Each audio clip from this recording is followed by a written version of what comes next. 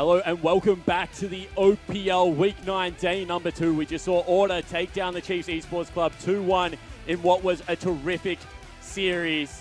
Direwolves now hold top throne. However, we're back for our second best of 3, our last one of the regular season.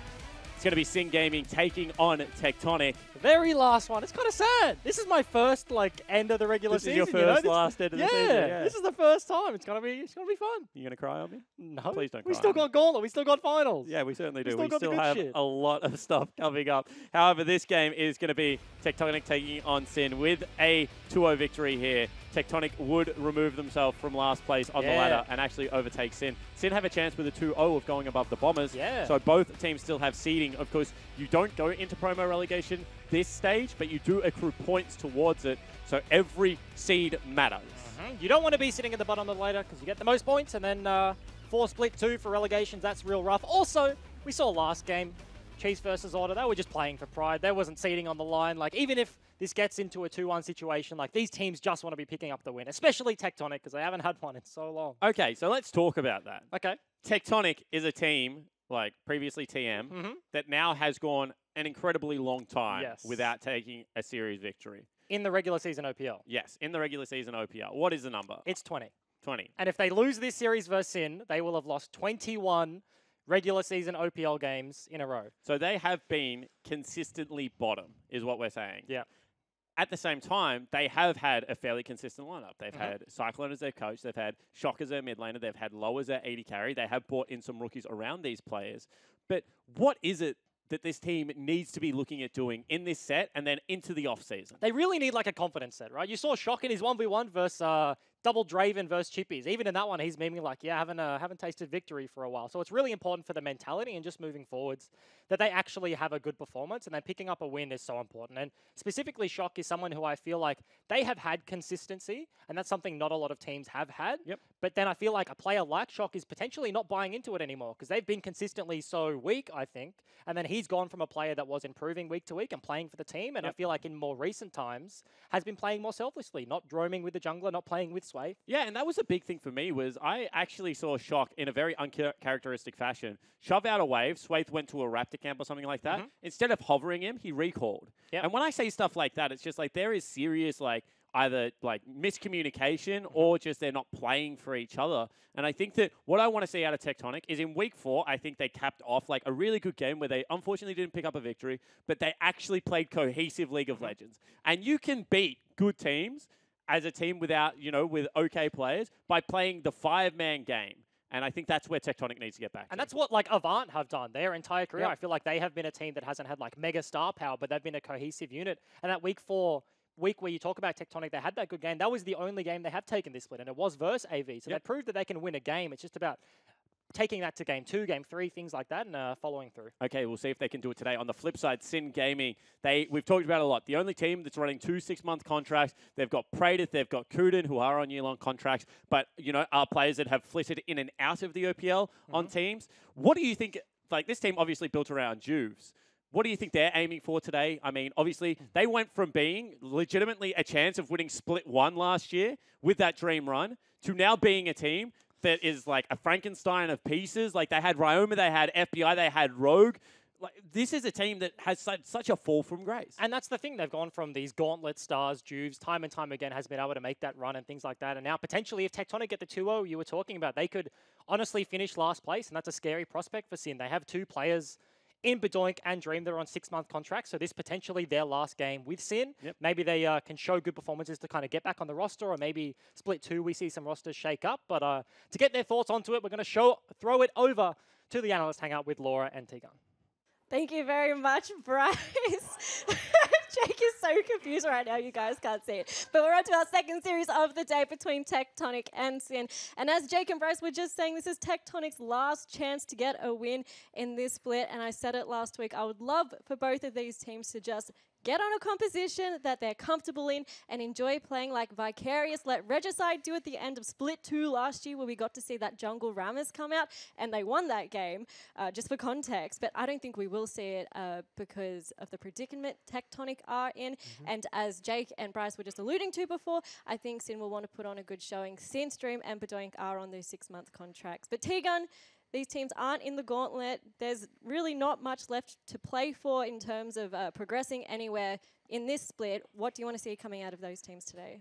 I'd just love to see weird picks. Like you said, Vicarious let his team do it. I'd love to see both teams do it today, but I know for a fact Tectonic won't. I'm not sure Sin will.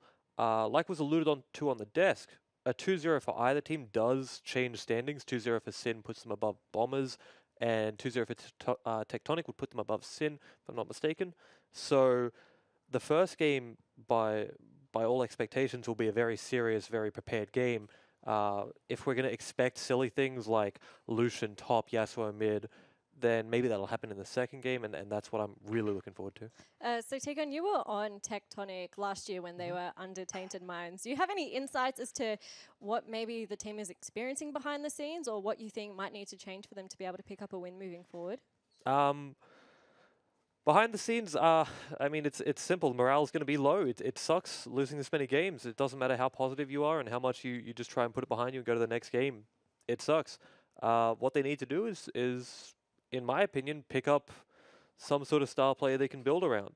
I feel like their coaching setup is adequate.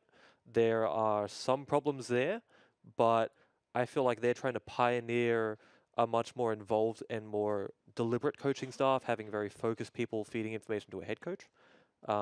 So maybe look to import someone like Legacy did with Mimic, like Sin have done previously with Flares and Dokla, and work from there, because right now it just isn't working for them. With all of that in mind, Tegan, do you think that Tectonic are able to take a game off Sin today, or what's your prediction for this series going to be?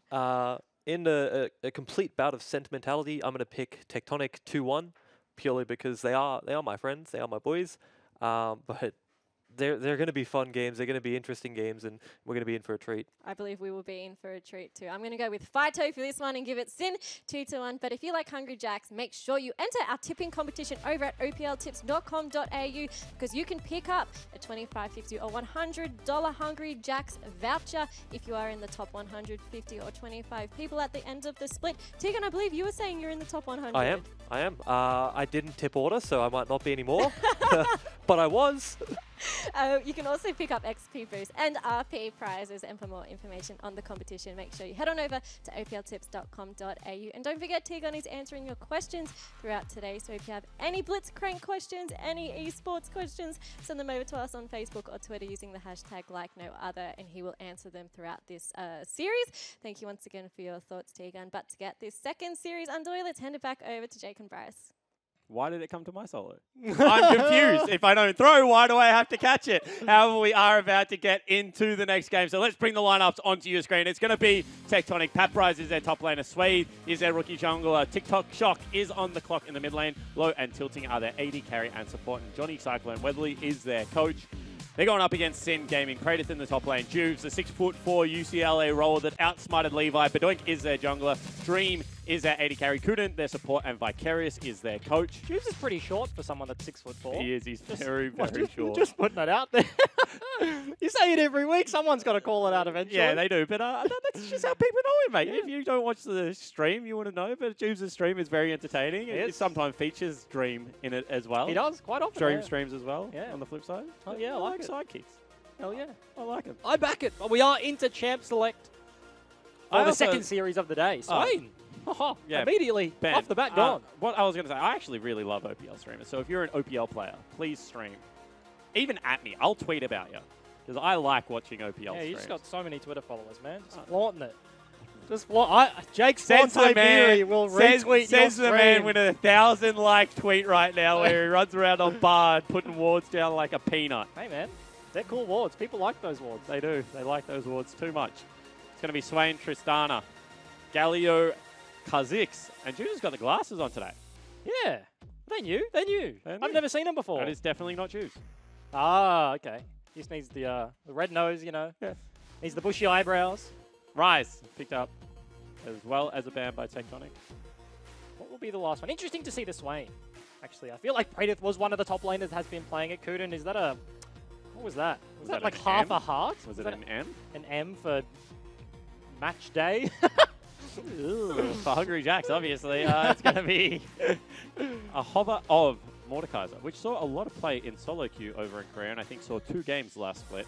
However, Xayah is a much more likely first pick and will be locked in. And I feel like Tectonic are one of the teams that have played into Xayah Rakan the most. They feel like they can play those Janna, Caitlyn, those sort of finesse matchups into them. Weeks past, haven't been too successful, but this time just going to pick it up for themselves. As we see, we haven't seen it for 2 weeks. But now Pradic has got the Ghost and Cleanse. I don't know what it is. I'm still yet to figure it out. There's something about the draft Why don't phase. you just ask it? I don't know. It's not Pradic. I feel like it's happened to multiple people. Has it? It's not just him, but there's something about it where it defaults to that one. Vicarious gives the camera a cheeky grin. Juice hovers Ivan, but I assume he's playing Olaf, so potentially you're going to pick up another lane. Here, Varus is the lock-in. It will just be the match. Varus pretty strong in this current patch. Very Johnny good AD looks carry. real good today. It's last day of the season. Got to look good. Dream gives us a big cheeky He's feeling grin. good. Looking good, feeling good. There we go. There's another one.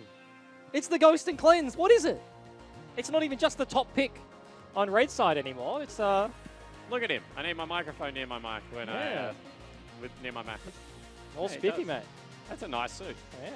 Oh yeah. We don't get to wear ties. He's wearing a tie. Oh, we don't get to wear suits. You're just wearing a suit. t-shirt. I'm right wearing now. a t-shirt right now because I'm sweating my absolute bum off. It's normally Antarctica in this room. For some reason, I'm stuck in the Maldives. It's going to be Azir picked up by Tectonic. That's a good comp. This is the makings. We saw that comp yeah, last game. We did. This is the makings of a very good composition. Okay, here we go. Zoe. Have not seen her for a few weeks. Did get rebuffed on this patch. Her Q splash damage went from something like 100% to 0% To 80%. to 80%. So now back up, can wave clear, and that's the big change that kind of means she is playable now. Also, her Q doesn't proc to passive, so she's gone from less of a remnant of AP Nidalee, where you just land a long-range spear and you one-shot someone.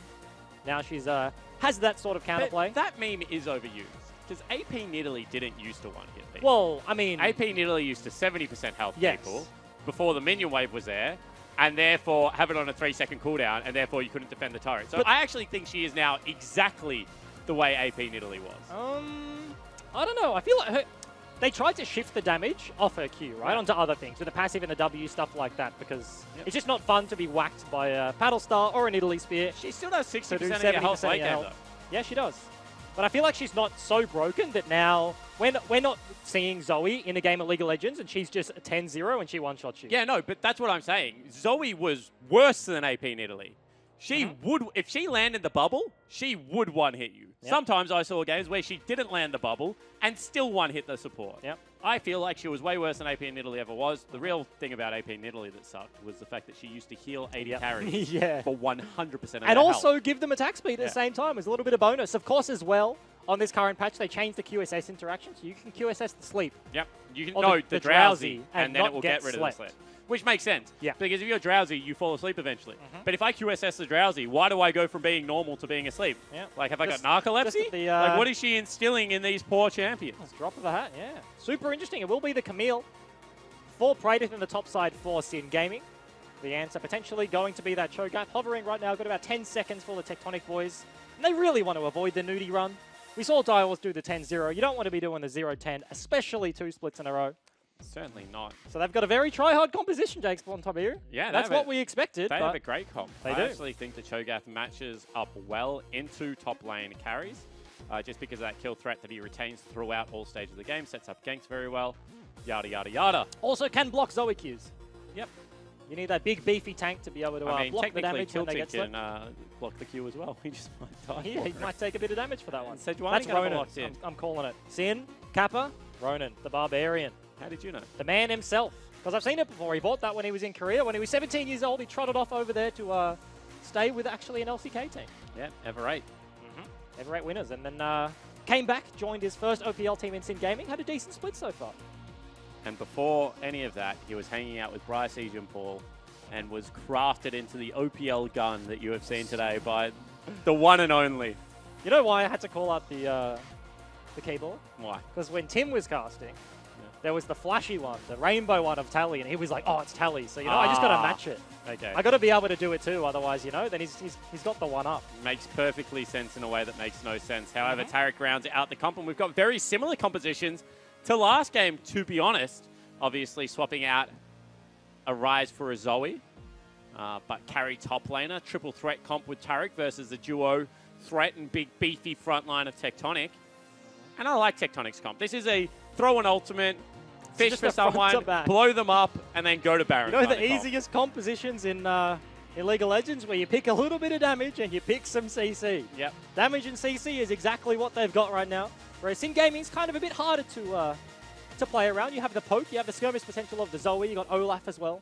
He's a big beefy tank, but can't lock people down like the Sejuani can. See, what does that mean? If you hold up a hand warmer and you point to your noggin, like, is it like warm head? He's got a hot head. Hot head. Yeah, he's a hot head. Ooh, you're good at charades. Yeah.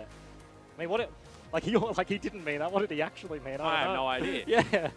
Like, does he put the like?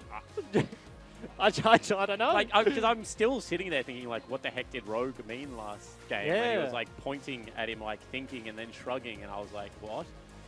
But oh, actually, that's why he's done it. He wanted to match Bedoink. That is jungle mid lane synergy. Okay. Bedoink and Juves There you with go. the glasses. There you go. Kuden's And got Kuden. glasses too. 3 out of 2. They're sleek glasses. However, we are on to Summoner's Rift. Game number 1 between Tectonic and Sin Gaming. This is our last OPL regular season split game. The last 2 times these 2 iterations of lineups will potentially go head-to-head. And to take us into game, let's toss it over to Laura and Johnny Cyclone Weatherly. Thank you very much, guys. I'm here with Cyclone. Now, this is unfortunately the last match we're going to see of Tectonic in the regular split. But I wanted to ask you, as a coach, how you found it working with the team and also representing New Zealand. It's pretty cool having a team of majority Kiwis. You know, it's really tough being over here away from our families and friends, and it's awesome the amount of support that we get. You know, people in Twitch chat and sending these guys emails and supporting them and giving them the energy to keep going in a tough season. So, but it's been really cool to represent. I'm really glad to hear that, and I'm sure that they're all looking forward to seeing how you go into split number 2. So I wanted to ask you, what are the goals for the team in the off-season and also split 2? We've obviously... teams are judged by their ability to produce wins and also to improve their skill. And we've done a little bit of the latter and not much of the former. So we're going to be sitting down with my coaching staff, with the players, and talking about why our processes haven't worked, you know, which parts of our discussions are maybe in the wrong place, and using those learnings to go forward. We're looking forward to seeing how that all turns out. Thank you so much for the interview, and best of luck with this series. Thank you. And thank you, guys. No, thank you, Cyclone. I like Cyclone a lot. As you see, level 1 all-in, Kuden walks forward. Tilting does some good damage.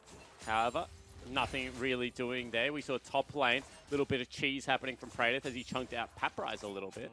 Cheeky one there. Got the press the attack, of course, on the Camille. We see, actually, speaking of runes, we see Guardian on Tilting on the Rakan. He's gone for the more defensive option, which is pretty interesting. We see a lot of spellbooks, so they can hold that thought. Praedyth, nice trade. But Paprise going to hit level 2. But yeah, so we can't go in for the cleanse late game, can't go for the ghost if he wants to get those extra engages. So opting in for... He'll be tankier during the lane, so potentially has that extra stat going for him. Yeah, absolutely, and just maybe thinks that Juves could put a camp on down bottom lane. However, Juves is heading top lane, so Papra is going to come under fire. He's very pushed up. He is very pushed up. He Gets stunned lands. immediately. No low sweep there. However, Pressy attack is just doing so much work. That axe is going to be high wide, not very handsome. However, Juves runs in and dunks him for first blood. Very nicely played, honestly, from the Sin jungler. Until that axe, he held it because he knew Paprise had nowhere to go. If he just flings it out, it could get flashed potentially, but he does pick up the kill at the end. Uses his flash to do it down quickly. That means Swaith won't really be able to look for much of an answer on the opposite They side. can go for the return bases. gank right now. You can see Juves is heading back top. If he He is. times this well, he's Oh, going to be he's dead. spotted. Oh, so can he run quick enough? Nah. He's Run, got no Paprise, flash. run. No flash. They land the stun, and he's just going to fall down. You hate to see it, Bryce. You hate to see it. Juves takes both of them. Why not? It's because he didn't pick a chroma. It's because he's got base battle casts. They released new chromas, and he's just not selected one, and now he's been camped. Juves is like, man, look at my chroma. I'm pink. That's sick. Your skin sucks, and he decides to kill him twice for it. That's pretty rough for Paprise. Tectonic off to a rough start to this game already, only 3.5 minutes in. The funny thing that I take from that is you would legitimately be like that. You would base, you would look at the skins, and you'd be like, oh, that guy didn't This take the guy's skin I real like. ugly. I'm running top. 80 carry, play at tier 2 for a second. I'm going to go kill this guy. Also, shout out to T-Gun for answering that question. You know, like, you know what I mean? Like a skin that new, and what, pepperoni sieve, whatever Yeah. it is, like pizza delivery. Siver, yep. That's a good combo. I never thought about that one. You have the car, you have the pizza delivery. That's expert skin knowledge right there. Congrats, Goon. Great job. Fantastic. I hate that this conversation actually took place. As we see, Juve still has not shopped, so still hasn't used any of that gold that he has in his back pocket. However, is not spotted on the map right now and will go back. As I was saying it, Wolf Camp will be warded out. And you see Scuttle Crab achieved on the bottom side of the map by Swathe. But the thing is... And they go. Dream actually gets landed up. That's a nice stun onto the 80 carry. Trouble. However, Kuden, as you mentioned, in a lot of trouble, has to burn the flash, and the damage return is good out of Dream. However, Summoner Spell advantage still for Tectonic. Yep, does go over, so good advantage there. But I was going to mention, because Swathe went for that early base, he went for the one-side clear into recall. When Juve showed topside, he ganked not only once, but twice. He only got like a 2 camp. He's actually 7 CS ahead, so like 1 3/4 of a camp ahead. Yep. And Juve's just went down bot side and picked up his own camps and then recalled as well. So not much counter jungling went on because of that early recall. So Juve's, normally what happens is when you early gank a side lane, you get punished in your jungler. You lose camps on the opposite side of the map. But Swathe not opting in. Do you know how you know that the lane is in struggle straight? How's that? They go back and they buy a bead. Rejuve bead. The Fantic special. Yeah. The accidental Rejuve bead. Yeah. You want a refillable pot? You just pick the greenish looking circle item and you're like, oh man, that's the wrong one. However, right now, Paparize is potentially going to be spotted out. No, he's not. The Do-si-do will be enough. Yeah. Juice is going to know though. When he exits the jungle, if Swathe doesn't get a piece of him there, he's going to walk past that pink ward. But no, he actually goes set to up the a ward dive. camp. Yeah, because that ward won't see him. Yeah. Potentially This here. is so much false sense of security right now. Wave is being pushed in He's nicely by level 6. Praedyth. He can just ult him right now, and there's no way Paparize can going. get back to the turret. They're not going. They are show going. early, though. Are they going or are they not going? Make up your mind. No, they're not going. Okay, I think Sejuani showed on the pink ward. Juice placed that one on blue buff, so as soon as she showed, they didn't want to pull the trigger on the dive. They knew if any CC lands from Paparize, I still think it's worth. That was like a level of experience right there. They could have suicide dove that one. But Doink can't get the TP anymore, but gets himself a redemption to heal himself back up. Took a few bad trades there, but has his tier is doing just fine in this mid lane matchup. Yeah, is K. We see Juves again, just does the lap and comes back for the pink ward. So nicely done. We'll also be taking Ghost Ward, so has that one there. Bubble. Is that the most underrated new rune in the game? Zombie ward? Zombie Ward. Is it underrated though? I don't know. Do we see everyone take it? I guess not. I guess we do. So yeah, because because not. It's kind of like the middle tree is, what is it, eyeball collection or zombie ward from junglers? Yeah. You just want a little bit extra stats and or you get the extra vision, and it's just very useful, especially now the junglers don't really get wards for themselves anymore. It did get nerfed a little bit. I think the duration on the zombie wards, they don't last quite as long as they used to, but Juves level 6. once again, looking for an axe here. can he get it? Has no vision, it's blind. Now Actually he has runs vision. in. Now he has vision, and he's going to smite it. Goodbye. Oh! That hurts. Swathe didn't have the smite. So in that situation, actually normally, lands an axe as well. They go forward. Oh, that was barely. just... How did that not hit? Barely misses onto shock there. But And I think Juves actually just said bummer in the player cams. Which is funny. that's the Timmy Carbon Wendell special right there. Yep. Oh, we've lost the game. Bummer. Damn. But as I was saying, yeah, normally you'd see Swathe smite that one away, but of course wasn't even available. So Juves just takes the blue buff. Was also a level up, so had the smite advantage. Praedyth just sends a cannon creep to the minion god. It's like when you see Camille's when they get really flustered. You're playing solo queue or something, and they E a champion instead of Eing the wall. They just kind of like forget what's going on. You see the hook shot just fly out at the champion. Oh, that one hurts. You know, like they're just sitting there thinking like, man, I'm dumb. I'm an idiot. Yeah, that's not a good feeling. As we see Bedoink grab his own blue buff, so Juves going to have the best of both worlds, gets the enemy junglers, and will just continually farm up a Storm here. It's still up in items, even though he's down a back against Swathe. And I feel like pretty interesting right now. Bot lane has not recalled yet, but Low and Tilting haven't really carved themselves any sort of advantage with the Zion Rakan. They've played against it so many times. But sitting basically even in gold, no one down here has shopped. I feel like you do really want to opt in for the shop as a Zion Rakan in this situation. Taric wants to be building towards the tier.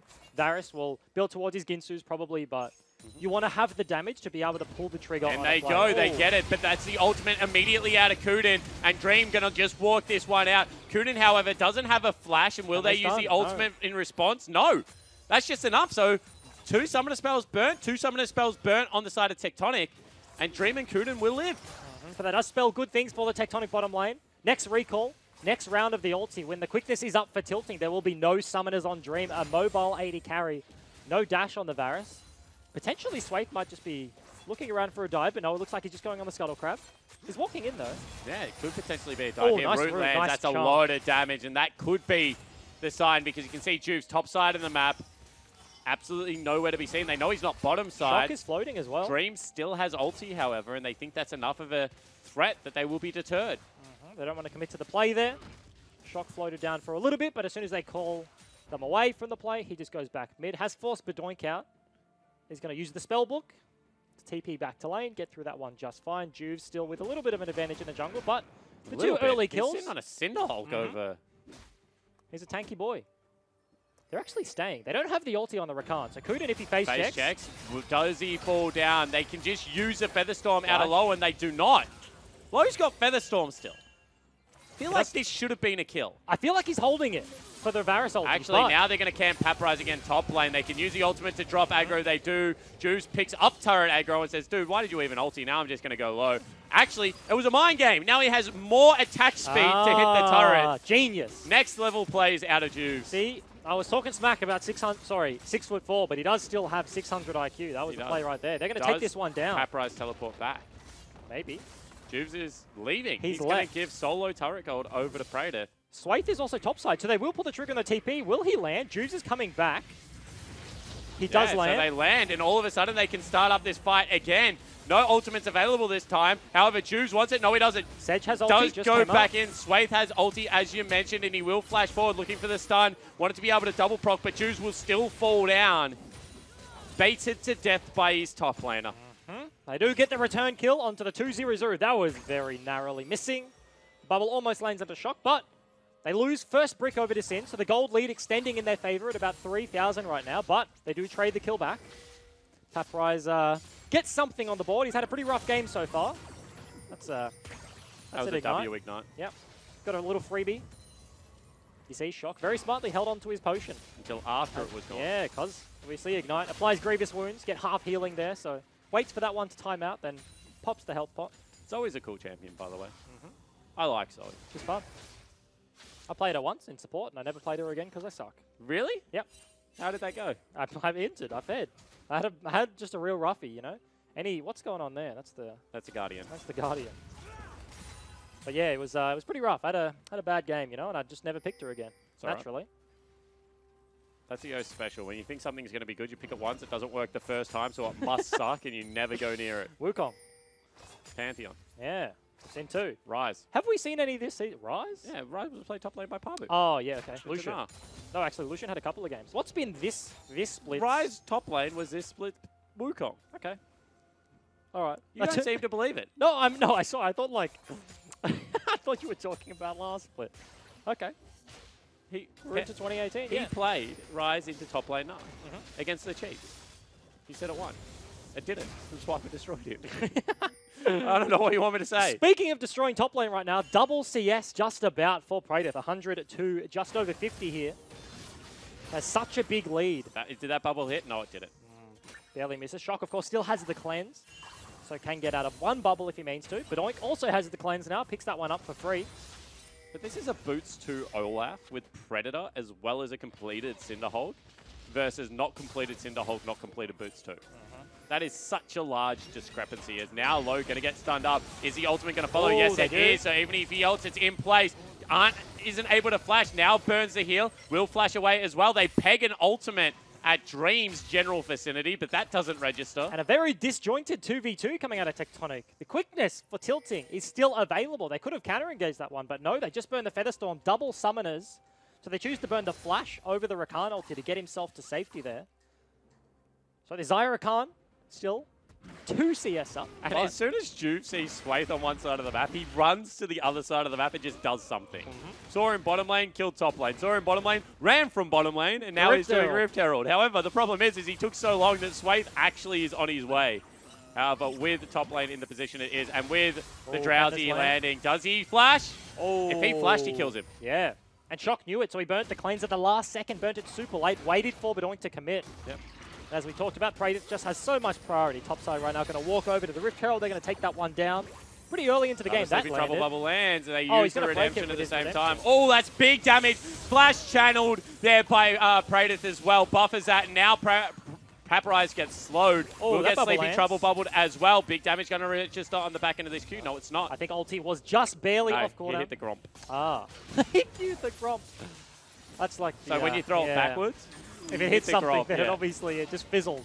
But as you mentioned, very nice play out of Praedyth. He buffered the knock-up from Cho'Gath to land onto the jungler in Swathe. So he falls down his first death of the game. But gold lead still slightly extending, about 3,000 still for the most part. But the pressure on the map is just It's so getting far worse. in Sin's favor. This is the first time I've seen Sin play a very cohesive early game with like a definitive plan. As Ooh. Sleepy Trouble bubble lands again, and this time That's he's gonna going to be take a damage. lot of damage onto Shock. A couple more auto attacks would nearly do the trick. Yeah, you can see right now he Oh. flashes. That was Bedoink not realizing the difference between new Zoe and old Zoe. If he had to continue to auto attack as opposed to walking slightly backwards and then used his ulti auto attack as well, that would have been 2 procs of the passive. He probably would have killed Shock there. Because he burnt the cleanse earlier on the last one, so all he had was the flash. Juves, of course, walking into mid lane, burns the Rift Herald as well, so they're going to look to take this one down. Swathe is just doing red, so they're not going to choose to defend this. Paparize is walking down, and so is Tilting, but it's just going to be too little too late here, you think. Yeah, Rift actually, Herald they might go be able over to the pick it wall. up. Nah, he's got the big purple claws out. We'll be able to grab it now. Actually, yeah, there it is. Very low. Sleepy Trouble bubble lands, and that's Oh. Swathe going very low. Nice auto attack afterwards, registers that additional damage. So Sin breaking open the game right now. 2 outer turrets have been destroyed, just bot side, and a Mountain Drake is still up. So neutral objective still on the map. Luckily for Shock, he can build his own one, you know? He loses a turret, just places one back down. Did you know it doesn't act as a Nexus turret, though, or an inhib turret? So What if do you you put mean? it up, you can still hit the inhibitor, even if there's an Azir Oh, turret there. yeah, or if yeah. you put it up, you can still hit the Nexus. So you can backdoor an Azir turret. Yeah, how cool would that be if it acted as a real turret? That would be so cool. You could like deny. Yeah. Like if you're in like a base race and you have an Azir, you think about like Kassadin because they can like backdoor and things like that, but then Azir on the defensive side, you can just flash you can turrets. flash turret the inhib, and it buys you a few seconds where they have to take that one down and you win the base race. That'd be clutch. Bring it in. Bring the mechanics in. Let's get it going. Let's see. We want opportunities for pro players to be able to express their skill.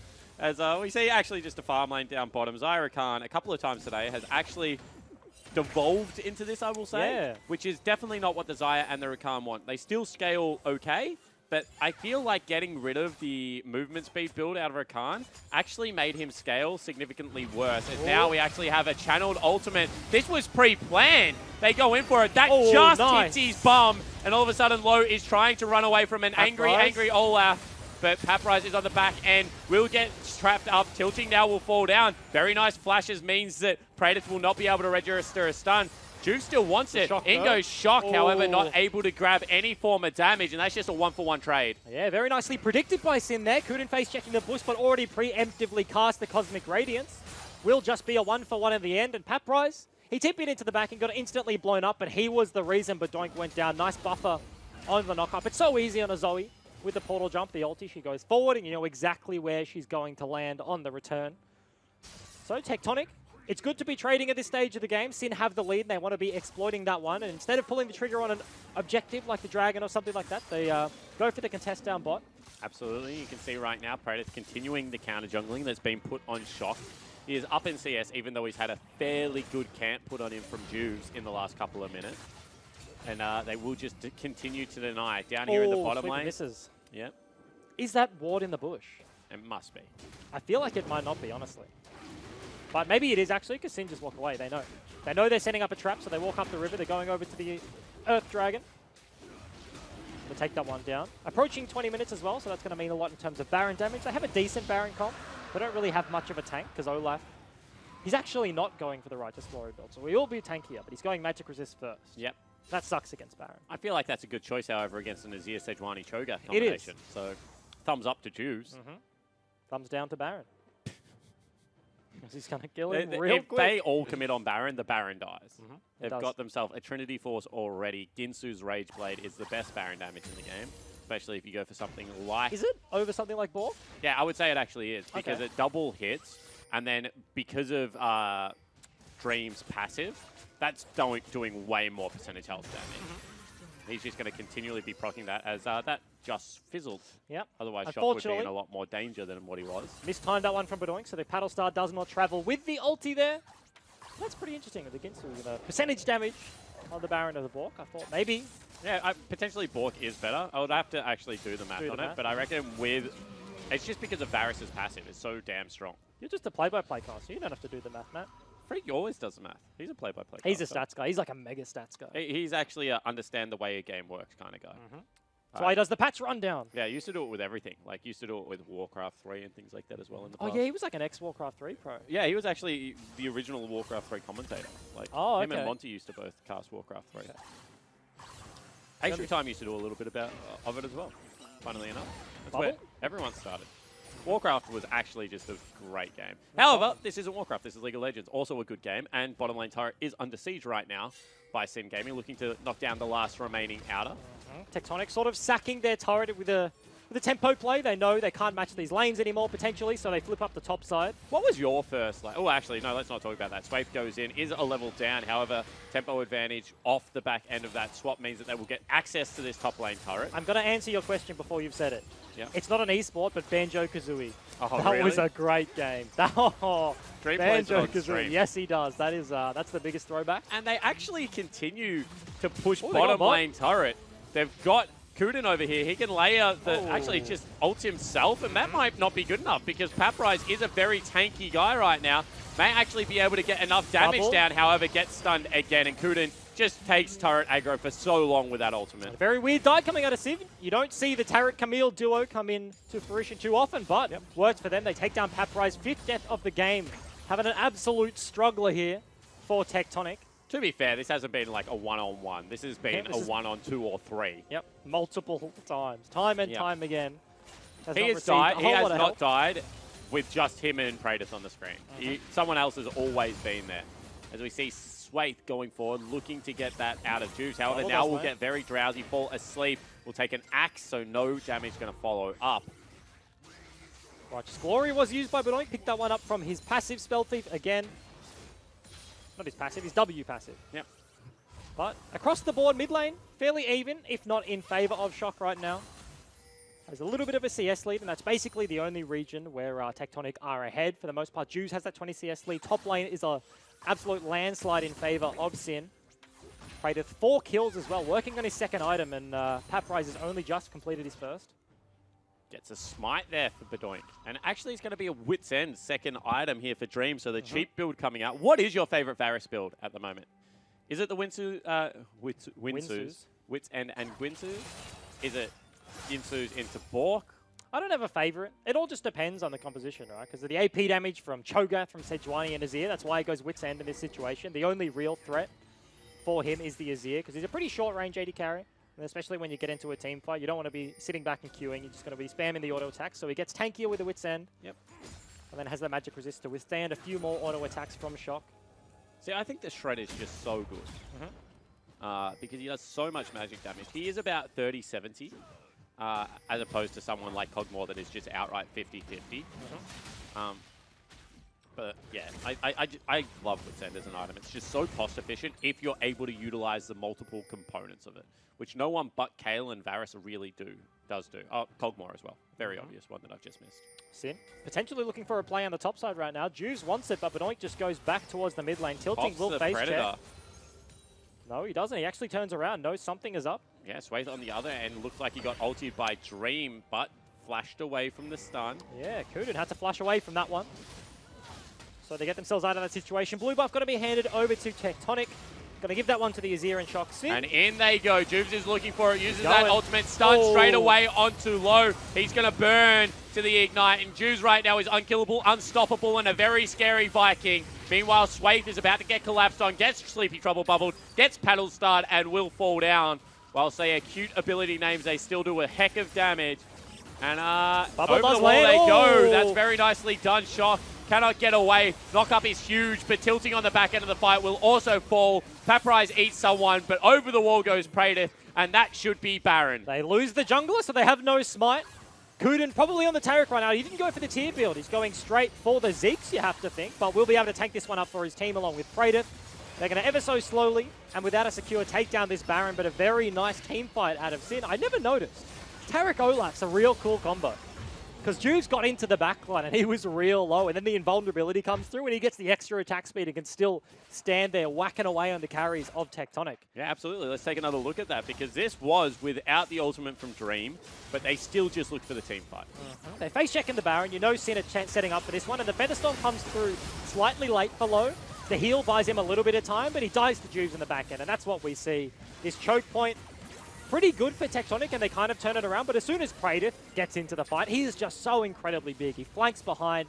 Paprose has to TP with his team, whereas Sin gets Praedyth to come in the backlines, and then this bubble, extra commit. Shock tries to slide away, but unfortunately the Hextech Automator locks him down, and they just wipe the floor with Tectonic. Yeah, absolutely, and that was another time that AD Carry has misjudged the damage of Red Smite.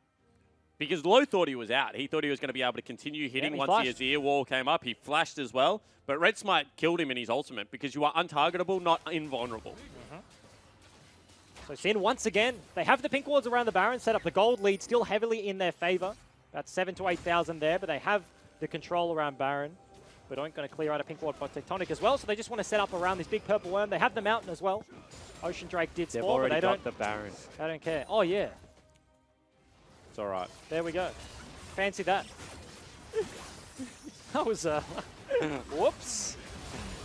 I talked about it for like a solid 30 seconds. I thought I'm like, you were yeah, going somewhere like earlier. they're going around Baron because, you know, when you have Baron vision, it's easy to get topside control or something like that because you can just walk your pink line wall up. I was going to be like, I've never thought about it that way, Bryce. But then you're just like, why are they not doing Baron?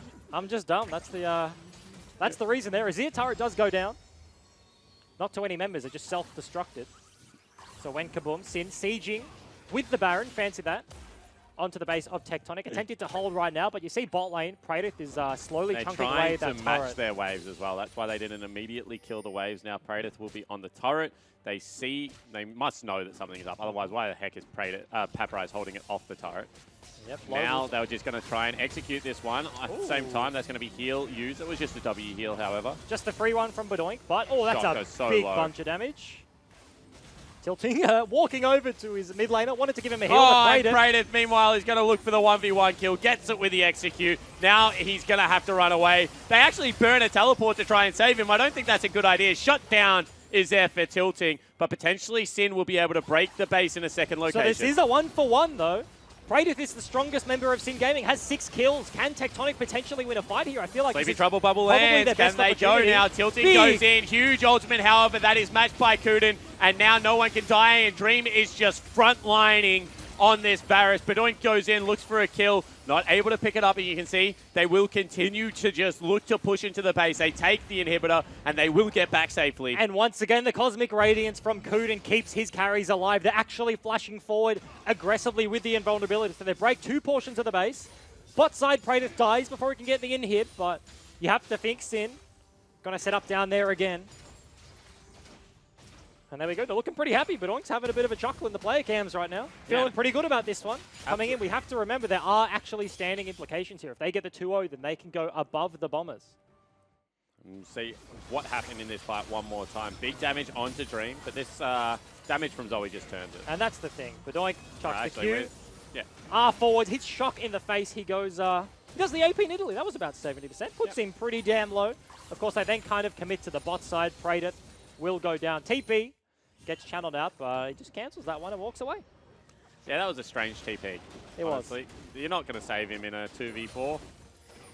1v4, maybe he has a chance to get away. He didn't, but they're still up 12,000 gold. You can see right now, IE is going to be picked up. Dream even has himself a snowboard QSS, so there's just no way he dies in this game. And they're going to look to knock on the turret mid lane door, take down that turret. Now they just start pegging paddle stars until one registers. And their siege is pretty damn good. Praedyth having his way with Paprize. The knock-up does land, but nobody else around means he just gets a grass proc. Just going to walk away. It's a really long-range bubble coming through. That's where Zoe excels, which she can extend the range of the E through the jungle. Yeah, Zoe Kha'Zix actually looked really good when Zoe first came out, because if she ever isolates someone, she just lines them up, and Kha'Zix used to jump in and just execute them. And it was incredibly fun to watch. However, you can see right now, Shock is doing a good job of clearing out these waves. However, Swathe in the bottom lane is being soloed out. You can see Unstoppable Olaf about to go invulnerable. Actually runs out of the ult. Flash eat from Paprize. cleans him up, but still Dream is just a little turret that could. That one spreads. Very nice flash forward from Kuden Bubble to lands. register the stun. Bubble landed, as you said. Dream will pick himself up a triple. There are 2 kills left upland available. Do you want the Penta Dream? They go forward for it, however. Wow, that was a lot of damage out of Predator. Sleepy Trouble Bubble. That will be the Quadra for Dream. Scumbag Predator steals it away, but that should be game. 29 minutes in. Sin Gaming, they start the game strong and they never really let up. They take this one nice and cleanly, and that is what we wanted to see. And they do. Predator on the top side of the map just had complete control, and then Dream wants a piece of the action as well. 4 kills in the last 30 seconds of that one. Matches the kills. 7-1 at the top lane and 7-0 in the AD carry. And this is a thing that is undervalued, and I'm going to sound like a sentimental idiot right now, so pull me up if you don't want to. But as a young guy in Dream, but this is potentially the last time you're going to be playing with the roster, you want some good memories to go along with it. I'm sure they have plenty, but a nice clean 2-0 in the last week together would be a nice one to just deposit in the memory bank. They don't have a single 2-0. They've only won one other game and they have a 2-1, so it'll be nice to spread it around. Nice to get that victory nice and clean. And yeah, have to be feeling good going into game number 2. We saw the earlier series. I didn't realize that the reason I didn't recognize Juves isn't because of the glasses. He's actually clean shaven. Oh. How long's it been? I don't know. He doesn't have a beard because he was looking real scraggly for a couple of weeks. He's gone for the fancy man. There's one on either side. Johnny Cyclone Weatherly gone for the full suit. Jude has gone for the clean shave, you know. Yeah. Everyone brushing up for the last day of regular season. Looking good, not only in real life, but on Summoner's Rift. That Olaf game was very clean, especially the first double repeat gang top lane. That really set the pace. And that is like the dream situation for a top lane 2v2, right? Well, it wasn't even a 2v2, it was a 2v1. They get the first gank, and then Paprise is like, man, like, oh, that was the sucks. tilt TP. Yeah, and he TP's back to lane, and Juice is like, all right, dude, like, see you later. Like, you're just dead again. Returns immediately, lands the axe, takes him down. And yeah, just set Praedyth up for success, really, and that just carried through the rest of the game. Absolutely, and the punish that was available was a recall into bottom side camps from Sway. So unfortunately for Tectonic, there was no real play to make. They wanted to play towards their bottom side. They had the Zyra Khan, and it never got rolling. Yeah, they just never got rolling. That's really interesting. We see Zyra Khan's win rate. I don't know about it after the this weekend's play, but it had like a 68% win rate. Like that's approaching 70%. 1 and that's 2 disgusting. now this weekend because it won game number 1 for the Chiefs, but then lost game number 2. I couldn't even count to 50 like a set ago, so there's no way I'm doing like the percentage maths in my head. There's just not a chance. All right, sorry, dude. I was just trying to get some fun maths on the desk, but however, let's throw it over to Laura and T-Gun because I've really got nothing left. Thank you very much, guys. I am here with T-Gun to talk about that game. Sin picking up the first game of this series. And you know what? T-Gun Jukes just puts those glasses on and then it gets 2 kills in 3 minutes up in the top lane. It's the Clark Kent / Super Juves comparison, is it? That was really impressive by him. Hit top lane about 20 seconds earlier than Paprise probably was expecting, which caught him off guard. And then, like the boys said, it was a tilt TP, and Juves just took advantage of it, got him again. What really impressed me was after that, he didn't just then let his lane do it himself. He was like, you know what, I can do more. He came back again, got the tower, got the dive, sort of went a bit too far at that point, but he was still consistently trying to just keep building more advantages for his team rather than backing off and taking the safe road after that. Something I also want to touch on is the mid lane. Bedoin coming out with the Zoe pick, a champion that's had a million nerfs and buffs, and Riot just won't leave her alone. But she's made an appearance in the EU LCS. Is she back on 8.5? I hope not. She's not fun to play against. Incredibly fun to play, but we saw just a lot of really big chunks. Some of that can be attributed to how far ahead they were. When any champion is 2,000-3,000 gold ahead, they're going to do a heck of a lot of damage. But she might be on her way back to permaban status. Hard to say from just the sample size of one game that we've seen. But going from 100% splash damage to 0 back to 80 shows that Riot still aren't quite sure where they want it to be in terms of strength. So it's just something that we'll keep an eye on, but hard to make a judgment yet. I think she is starting to find her footing, but with that loss, Tectonic will not be able to get 7th place in the split on the ladder. So I want to make a campaign. Bring back Urgot. What do you want to see your team doing in this last game of the split? Yeah, Urgot. Urgot would be fun. Just anything that they can have fun on, but is still competitively viable. So if they can make a case for it to Johnny and say, this will work, please let me do it, he'll probably allow them to do it, especially now that it has literally no implications for their standing. On the other side, Sin has to now prepare for these potential curveballs. How do they deal with knowing that Tectonic have a bit more breadth to their draft? Maybe they will bring in the Anivia shown earlier. Maybe they'll just bring something out of the blue. It's really hard to predict. Brand bottom, maybe even. Who knows? But it's something I really want them to do rather than come back into the game and just play a really standard draft, because we just saw a good draft by them and it didn't work. So they do need to pivot somewhere. Yeah, because Sin do still have the 6th place to fight for with Bombers. If they 2-1 this series or 2-0 this series, they can still get it. Do you think there's going to be Blitzcrank this series, Tegan, or are we hoping too much for that? Highly unlikely. Highly unlikely. I still hope for it, but no, I think bot lane will be pretty traditional picks. I think if we're going to look for silly picks from Tectonic, it's going to come from mid, potentially top, potentially jungle. And from Sin, I think they're going to look for more stock standard things they can just rely on. Well, speaking of Blitzcrank, we asked you guys to send in your questions, and Tegan's going to answer a few right now. The first one is from Kendra, who says, I am a cheesy Blitzcrank support main, really wanting to learn more and get better. Do you have any advice for me? If you're not starting with Moby Boots as your first item, you're doing it wrong in solo queue. Solo queue only, competitively, poor choice. Solo queue, get out of your lane and do things elsewhere. You will very quickly understand how the map works by doing that. There's no better way to learn how to play globally than to just force yourself to do it. It'll help your understanding of top lane matchups, mid lane matchups, how jungle works very quickly. Because if you have a top laner that, for example, doesn't have CC, it's a lot harder to come in and help them. If you have top laners that are scaling top laners, it's a lot harder to help them. Whereas if you have something like Camille, it's very easy to get in there and help. So it'll just help your overall game knowledge. Whereas if you play a lane-styled Blitzcrank with something like Relic, Shield, Sightstone sort of start, where you're building tanky, you just don't get that helpful overall game knowledge. So buy Mobies and leave your ADC to dry. Sorry. Our second question comes in from Jack, who says, how is the competitive support meta right now, and how would you like it to be? It seems like there's a few viable supports. We've seen Rakan today, we've seen Tarek, we've seen Alistar, we've seen Braum. There is a good amount of depth to it. We even saw Thresh double banned, or was it triple banned? I can't quite remember. Probably triple banned because Rogue is just really good on it. So there's a good amount of variety. In terms of how I would like it to be, obviously pipe dream is that, you know, you'd have 10, 12, 14 champions viable for it, but that's just never going to happen.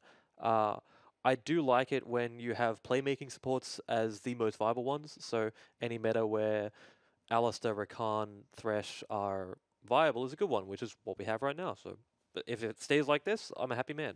Tegan's a happy man. Our final question comes in from William, aka Crazy. Your question almost didn't make it on the show, but here we are. Who are some of your favorite people that you have played with throughout your career, and why? So the first one's a big throwback. Probably one person will remember this guy, if that. There was a guy called You Got Desmonded back in 2011, I think it was. He was a Sejuani one-trick. And he couldn't even speak much English, but I played with him. It was me, Rusty, Squiggle, You Got Desmonded, and a guy called Domo, who played on Immunity previously. And he wouldn't say much, but if Sejuani got through on a draft, he would just say, let me play Sejuani, I'll carry. And we beat Curse Academy, who at the time had Keen and some other really great players on them. And he was just an absolute wonderful person to play with. And I don't know where he is now, so if he sees this, please get in touch with me. Great guy. Apart from it, there's been so many people. J.K. Smithy, when I played with him, he was great. I'm gonna miss a bunch more, and I'm just gonna stop there so people don't get their feelings hurt. Lots of old school players. Yeah. Did you play with Crazy? Yes. He didn't make the list. Like I said, there's plenty of people. I'm not gonna shout out the guy that asked the question. That's a bit on the nose, isn't it? Oh, yeah, okay. I feel a bit sorry for him, but we're gonna head to a break. When we get back, we're gonna have game number 2 between Sin and Tectonic. High wide, not very handsome. However, Juves runs in and dunks him for first blood. This was pre-planned. They go in for it. That just hits his bum. And all of a sudden, Low is trying to run away from an angry Olaf. But Paprise is on the back end. Will get trapped up. Tilting now will fall down. Over the wall they go. That's very nicely done. Shock cannot get away. Knock up is huge, but Tilting on the back end of the fight will also fall. Paprise eats someone, but over the wall goes Praetor. Maybe Trouble Bubble lands. Can they go now? Tilting goes in. Huge ultimate, however, that is matched by Kuden. And now no one can die, and Dream is just frontlining Unstoppable Olaf about to go invulnerable. Actually runs out of the ult. Flash eat from Paprise. Cleans him up, but still Dream is just a little turret that could. Dream will pick himself up a triple. There are 2 kills left, upper and available. Do you want the Penta Dream? They go forward for it, however. Wow, that was a lot of damage out of Prey. Sleepy Trouble Bubble. That will be the Quadra for Dreams. Sin Gaming, they start the game strong and they never really let up. They take this one nice and cleanly, and that is what we wanted to see. This is Ornn, the fire below the mountain.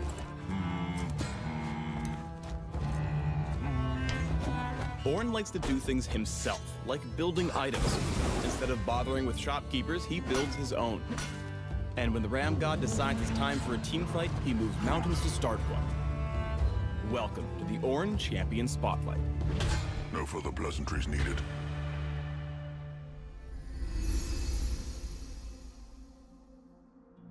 Ornn has 2 passives. The first is Living Forge.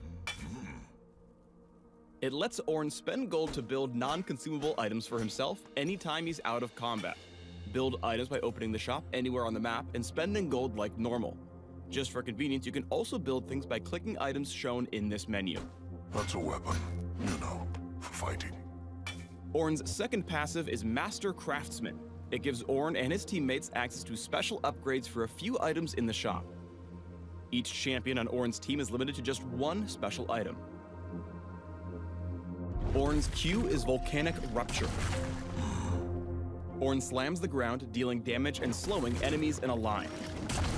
After a short delay, a magma pillar forms at its maximum range, or right behind the first enemy champion struck, whichever comes first. The pillar works like a wall, but does not knock up enemies. Ornn's W is Bellows Breath. Ornn belches out flames that deal damage based on the enemy's current health and shields himself for a short duration. While Bellows Breath is active, Ornn is unstoppable, which means that any incoming crowd control won't have any effect until the ability completes. The final burst of Bellows Breath makes any struck enemies become brittle. This is a brand new status effect in League, so let's explain how it works. When brittle, enemies lose tenacity. Think of it like negative mercury treads. Things like stuns and slows last longer when used on these targets. Brittle enemies that are struck by hard crowd control take bonus damage. This consumes the debuff. There's one other effect that's unique to Ornn. Basic attacking a brittle target knocks them back and consumes the debuff. Ornn's E is Searing Charge. Ornn charges, displacing and damaging enemies in his way. If Ornn collides with terrain while charging, he stops, creating a shockwave that damages and knocks up nearby enemies. This ability destroys terrain created by enemy champions. Barely touched it. It also destroys Volcanic Rupture's pillar. Pull off Ornn's basic combo by getting close enough to lightly roast enemies with Bellows Breath. Once they're good and brittle, turn up the heat with a Searing Charge into nearby terrain for the knockup. If you can charge into Volcanic Rupture's pillar, it'll be a job extra well done. Ornn's ultimate is Call of the Forge God. Ornn summons a massive elemental that charges toward him. Enemies run over by the elemental are damaged, slowed, and made brittle. Singed fur. Ornn can recast this ability to headbutt the elemental, redirecting it. The rebounding ram will deal the same effects as before, except knocking enemies up instead of slowing them. A mistimed headbutt will leave Ornn feeling sheepish. Your ultimate can be an amazing setup tool for allied crowd control. Catch them in the Forge God Stampede, then tag them into a wall to make him feel extra ornery. Hey!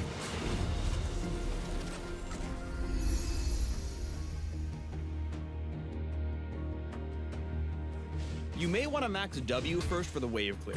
It's his most reliable ability. Horns fast! I've seen sturdier sandcastles. If your enemies think they know your item build, use Living Forge to pull the wool over their eyes. Here, Ornn sneakily crafts a Righteous Glory. He then activates it to hoof down Blitzcrank and ram him into a wall, allowing his team to catch up and bring Blitzcrank to the scrap heap. This is called building character.